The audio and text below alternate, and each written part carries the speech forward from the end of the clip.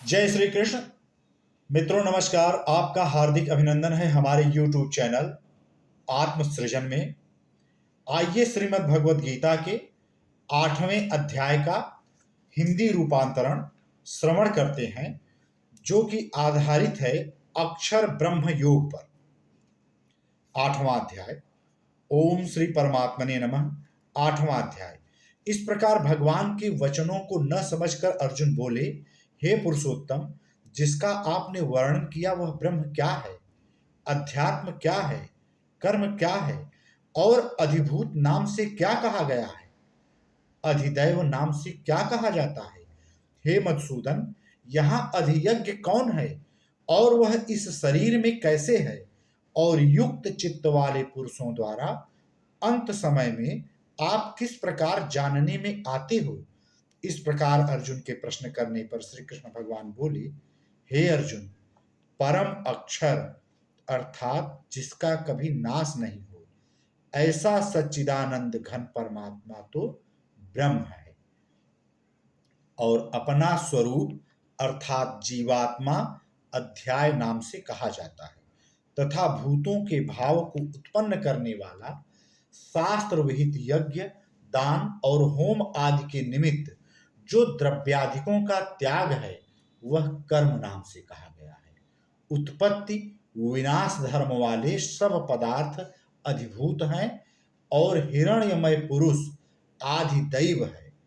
और हे देहधारियों में श्रेष्ठ अर्जुन, इस शरीर में मैं वासुदेव ही विष्णु रूप से अधियज्ञ हूँ, और जो पुरुष अंत काल में मेरे को ही स्मरण करता हुआ शरीर को त्याग कर जाता है वह मेरे साक्षात स्वरूप को प्राप्त होता है।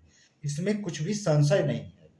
कारण कि हे कुंती पुत्र अर्जुन, यह मनुष्य अंत काल में जिस जिस भी भाव को स्मरण करता हुआ शरीर को त्यागता है उसको ही प्राप्त होता है, परंतु सदा उस ही भाव को चिंतन करता हुआ, क्योंकि सदा जिस भाव का चिंतन करता है अंत काल में भी प्रायः उसी का स्मरण होता है। इसलिए हे अर्जुन, तू सब समय में निरंतर मेरा स्मरण कर और युद्ध भी कर। इस प्रकार मेरे में अर्पण किए हुए मन बुद्धि से युक्त हुआ निस्संदेह मेरे को ही प्राप्त होगा।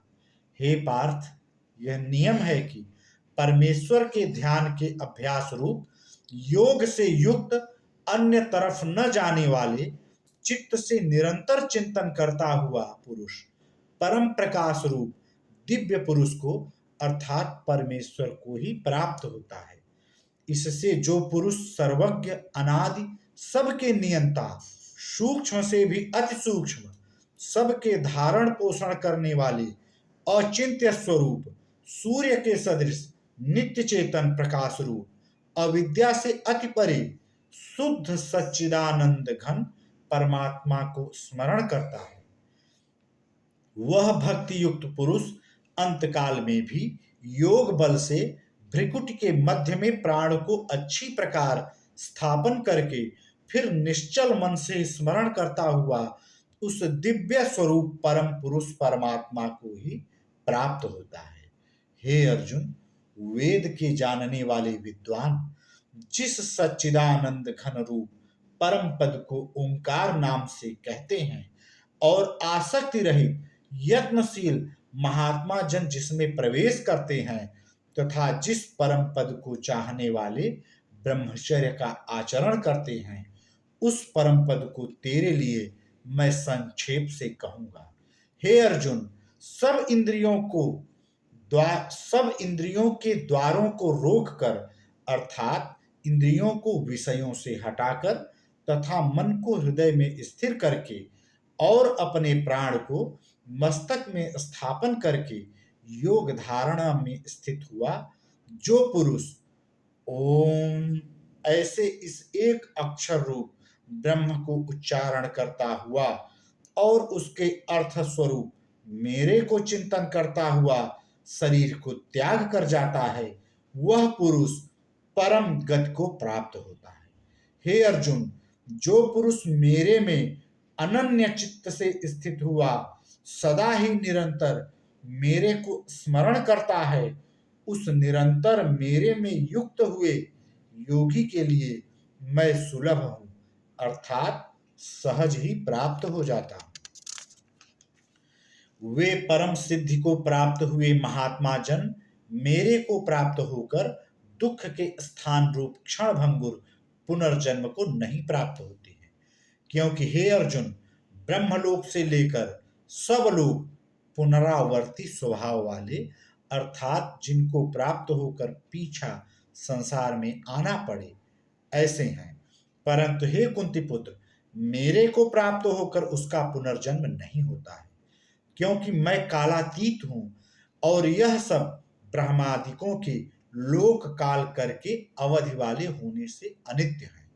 हे अर्जुन, ब्रह्मा का जो एक दिन है उसको 1000 युग तक अवधि वाला, और रात्रि को भी 1000 युग तक अवधि वाली जो पुरुष तत्व से जानते हैं, अर्थात काल करके अवधि वाला होने से ब्रह्मा लोक को भी अनित्य जानते हैं, वे योगी जन काल के तत्व को जानने वाले हैं। इसलिए वे यह भी जानते हैं कि संपूर्ण दृश्यमात भूतगण ब्रह्मा के दिन के प्रवेश काल में अव्यक्त से, अर्थात ब्रह्मा के सूक्ष्म शरीर से उत्पन्न होते हैं, और ब्रह्मा की रात्रि के प्रवेश काल में उस अव्यक्त नामक ब्रह्मा के सूक्ष्म शरीर में ही लय होते हैं। वही यह भूत समुदाय उत्पन्न हो होकर प्रकृति के वश में हुआ रात्रि के प्रवेश काल में लय होता है और दिन के प्रवेश काल में फिर उत्पन्न होता है।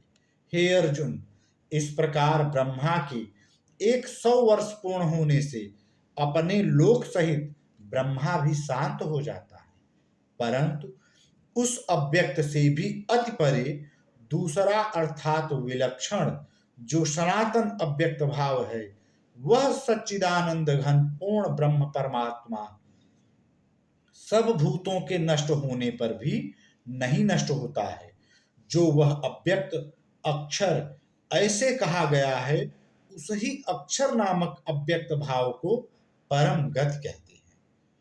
तथा जिस सनातन अव्यक्त भाव को प्राप्त होकर मनुष्य पीछे नहीं आते हैं, वह मेरा परम धाम है। और हे पार्थ, जिस परमात्मा के अंतर्गत सर्वभूत है और जिस सच्चिदानंद घन परमात्मा से यह सब जगत परिपूर्ण है, वह सनातन अव्यक्त परम पुरुष अनन्य भक्ति से प्राप्त होने योग्य है। और हे अर्जुन, जिस काल में शरीर त्याग कर गए हुए योगी जन पीछे न आने वाली गति को और पीछे आने वाली गति को भी प्राप्त होते हैं, उस काल को अर्थात मार्ग को कहूंगा। उन दो प्रकार के मार्गों में से जिस मार्ग में ज्योतिर्मय अग्नि अभिमानी देवता है और दिन का अभिमानी देवता है तथा शुक्ल पक्ष का अभिमानी देवता है और उत्तरायण के 6 महीनों का अभिमानी देवता है, उस मार्ग में मरकर गए हुए ब्रह्मवेत्ता अर्थात परमेश्वर की उपासना से परमेश्वर को परोक्ष भाव से जानने वाले योगी जन उपरोक्त देवताओं द्वारा क्रम से ले गए हुए ब्रह्म को प्राप्त होते हैं। जिस मार्ग में धूमाभिमानी देवता है और रात्रि अभिमानी देवता है तथा कृष्ण पक्ष का अभिमानी देवता है और दक्षिणायन के 6 महीनों का अभिमानी देवता है, उस मार्ग में मरकर गया हुआ सकाम कर्मयोगी उपरोक्त देवताओं द्वारा क्रम से ले गया हुआ चंद्रमा की ज्योति को प्राप्त होकर स्वर्ग में अपने शुभ कर्मों का फल भोग कर पीछे आता है। क्योंकि जगत के यह 2 प्रकार के शुक्ल और कृष्ण अर्थात देवयान और पितृयान मार्ग सनातन माने गए हैं। इनमें एक के द्वारा गया हुआ पीछे न आने वाली परम गति को प्राप्त होता है और दूसरे द्वारा गया हुआ पीछे आता है, अर्थात जन्म मृत्यु को प्राप्त होता है। हे पार्थ, इस प्रकार इन दोनों मार्गों को तत्व से जानता हुआ कोई भी योगी मोहित नहीं होता है, अर्थात फिर वह निष्काम भाव से ही साधन करता है, कामनाओं में नहीं फंसता। इस कारण हे अर्जुन, तू सब काल में समत्व बुद्धि रूप योग से युक्त हो, अर्थात निरंतर मेरी प्राप्ति के लिए साधन करने वाला हो। क्योंकि योगी पुरुष इस रहस्य को तत्व से जानकर वेदों के पढ़ने में तथा यज्ञ तप और दानादिकों के करने में जो पुण्य फल कहा है, उस सब को निस्संदेह उल्लंघन कर जाता है और सनातन परम पद को प्राप्त होता है। इति श्रीमद्भगवद गीता रूपी उपनिषद एवं ब्रह्म विद्या तथा योग शास्त्र विषयक श्री कृष्ण और अर्जुन के संवाद में अक्षर ब्रह्म योग नामक 8वां अध्याय। जय श्री कृष्ण। कृष्णं वंदे जगद्गुरुम्।